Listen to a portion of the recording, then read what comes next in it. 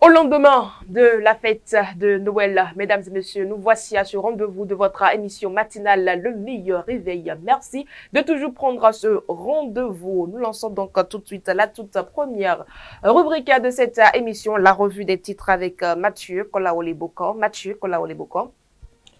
Bien le bonjour. Bonjour Latifat, bonjour à tous les amis internautes. La fête. Ça s'est bien passé, nous rendons grâce. Nous avons raté quoi? Pas grand-chose, hein. L'essentiel c'est qu'on soit en bonne santé, parce que quand vous apprenez autour de vous ce qui se passe, vous vous rendez compte que ce n'est pas parce que Dieu n'aime pas les autres, mais parce que c'est une grâce d'être en forme et de partager quand même ces moments-là avec ses amis, avec ses collègues. Et je pense que hier, durant toute la journée, on est resté à la maison. On a travaillé, même si c'est à distance. Et puis après, on l'a partagé en petite famille. Merci, c'est l'essentiel. Mesdames et messieurs, la revue des titres, c'est tout de suite.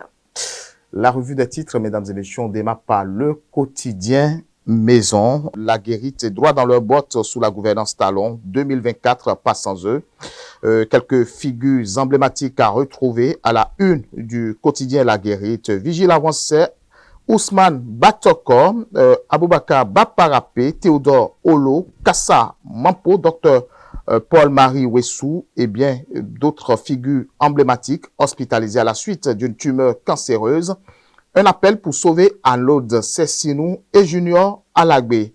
Après des jours d'incarcération, le maire de Savalou libre de ses mouvements. L'opinion d'aujourd'hui, cession des actions de l'État dans la BIC. Le gouvernement ouvre la voie aux investisseurs privés. Le routier, baromètre politique au Bénin en 2024. Hippolyte Arondemais au cœur des grandes personnalités béninoises. 3 millions de jeunes ont adhéré à Bénévision 2026. Matin libre, cherté de la vie et faible pouvoir d'achat, le discours pas rassurant de Talon. Le Grand Mono, célébration de Noël dans la commune de Houéogbe, la fondation Luc Setondi Atropo donne le sourire à plus de 400 enfants. Le matin, Banque internationale d'industrie du Bénin, une offre publique de vente d'actions lancée par l'État. Nouvelle économie, BIC Financial Service, l'État du Bénin cède ses actions au privé. L'économiste, indicateur de développement, la souveraineté économique au Bénin, mythe ou réalité, le Bénin est sur la bonne piste. Le Soleil Bénin Info, microcrédit à la FIA sous la rupture, un véritable tremplin pour l'autonomisation des femmes. Le matinal, occupation illégale de la berge est de Cotonou, les populations de 7 quartiers sommées de déguerpir, 6 janvier 2025, dernier délai. Et puis le télégramme, travaux de butimage, la route qui mène au développement passe par Louémé, Plateau, Fraternité, registre électronique périnatal au Bénin, un miroir recommandé dans les maternités. Puis on va finir avec le quotidien Maison, La Guérite qui met droit dans leur boîte sous la gouvernance Talon. 2024 pas sans eux. Quelques figures emblématiques justement à retrouver. Vigile avancé, Ousmane Batoko, Dr Paul-Marie Wessou, Kassa Mampo, Baparapé, Théodore Olo. Et puis, hospitalisé à la suite d'une tumeur cancéreuse, un appel pour sauver Alod Sessinou et Junior Alagbé. Après des jours d'incarcération, mais La Guérite, le maire de Savalou, Latifat, libre de ses mouvements. Nous rebondissons sur la présentation de cette actualité dans la deuxième rubrique de cette émission. Mesdames et messieurs, le maire Delidji Wendo a été libéré en appel. Oui, effectivement, Delidji Wendo, maire de la commune de Savalou, est désormais libre de ses mouvements depuis ce mardi 24 décembre 2024. Cette libération fait suite à une décision rendue en appel par la Cour d'appel d'Abomey en une an, la condamnation initiale prononcée par le tribunal de première instance de Savalou. Le maire avait été placé sous mandat de dépôt le vendredi 20 décembre 2024 dans le cadre d'une affaire sensible impliquant l'inhumation d'un corps dont la justice avait pourtant ordonné une autopsie. Les faits, Latifat, le corps en question, celui d'un enfant, avait été retrouvé sans vie dans un puits à Doumen il y a plusieurs mois. Les parents du défunt, soupçonnant une mort criminelle, avaient obtenu une autorisation judiciaire pour une autopsie. Cependant, avant que cette procédure ne soit menée. Le corps avait été inhumé avec d'autres défunts dans le cadre d'une opération ordonnée par le maire. Ce geste avait provoqué un conflit entre la première autorité communale et les proches du défunt, entraînant une procédure judiciaire après sa condamnation par le tribunal de première instance. Délédi Wendo avait interjeté appel. La cour d'appel d'Abomey, après examen du dossier, a infirmé la décision initiale permettant au maire de recouvrer sa liberté. Carnet noir, mesdames et messieurs, la musique béninoise est en deuil. Victime d'un AVC dans la nuit du lundi 23 décembre 2024, l'artiste béninois Praouda, de son vrai nom Eric Romain Rindédi, était dans un état critique aux urgences où il était sous oxygène depuis 3 jours à l'hôpital de zone de Ménantin. Son état de santé s'est aggravé. Il a été transféré par la suite au Centre national hospitalier universitaire de Cotonou.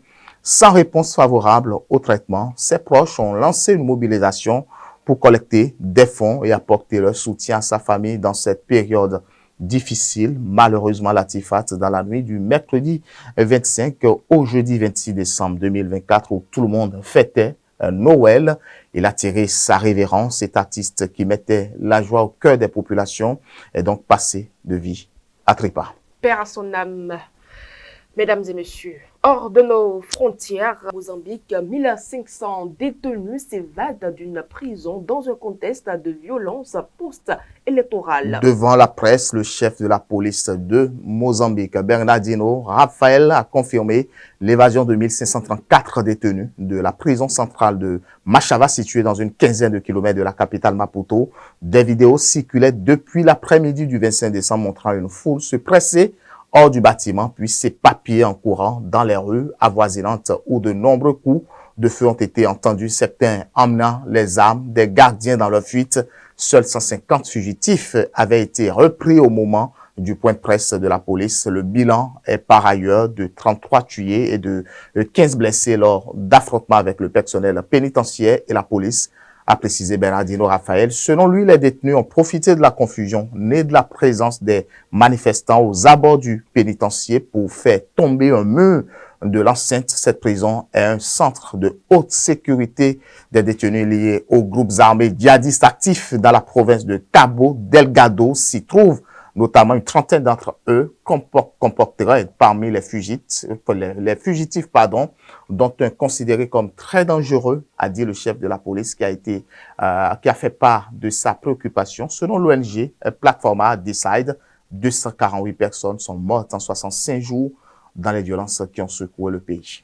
Dans l'actualité sportive, nous parlons du football. Vous allez nous révéler dans quelques instants l'identité du meilleur arbitre du monde en 2024. L'identité du meilleur arbitre du monde en 2024, vous le dites si bien, est désormais connue. Cette distinction individuelle vient d'être remportée par l'arbitre breton François Letessier. C'est ce mercredi 25 décembre, jour de Noël, que ce dernier a reçu ce prix attribué par l'I2FHS, International Federation of Football History Statistique, et récompensant l'officiel le plus performant sur la scène internationale au cours des 12 derniers mois. Le sifflet français qui a officié cette année de grands rendez-vous comme la finale de l'Euro 2024 entre l'Espagne et l'Angleterre, aussi de prestigieuses affiches de Ligue des champions comme Liverpool, Real Madrid et Borussia Dortmund. Barcelone succède ainsi au Polonais Simon Marciniak qui détenait ce titre depuis 2 ans. Il a bien contrôlé des matchs de haute intensité Latifat avec des performances